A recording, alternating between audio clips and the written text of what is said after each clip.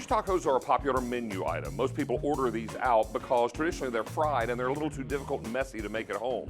But my recipe calls for the fish to be baked, so it cooks faster and cleanup is a breeze. So to begin, you'll start with a whitefish. Now you can use any whitefish you like. We've done some mahi-mahi and cut it into little strips.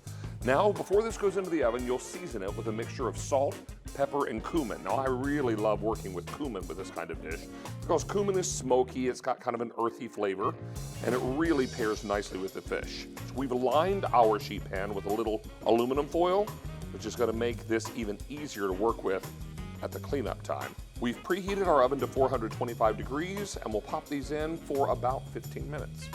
So now the fish is out of the oven and we begin to assemble the fish taco. Now this is super simple.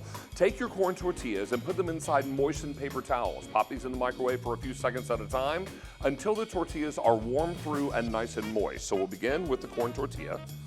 And what I like to do once I place this on the plate is take my sour cream and spread a little bit of this on the corn tortilla.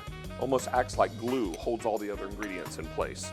Take our offset spatula and just spread that around. Now, take a piece of the fish from the sheet pan and a fork and just chunk this, break it up into small pieces. Remember, mahi-mahi or any of these white fishes are flaky, so they're gonna be easy for you to work with. And again, once they go into that sour cream, they hold their place.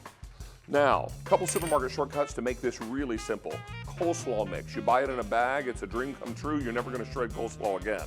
So take a little bit of the coleslaw mix, pop it right on top, little or a lot, whatever you like. But then we're going to add a little unique flavor and another supermarket shortcut, pickled jalapenos. Now these are going to add a little kick to what you're doing, and they're super easy and they look great as well.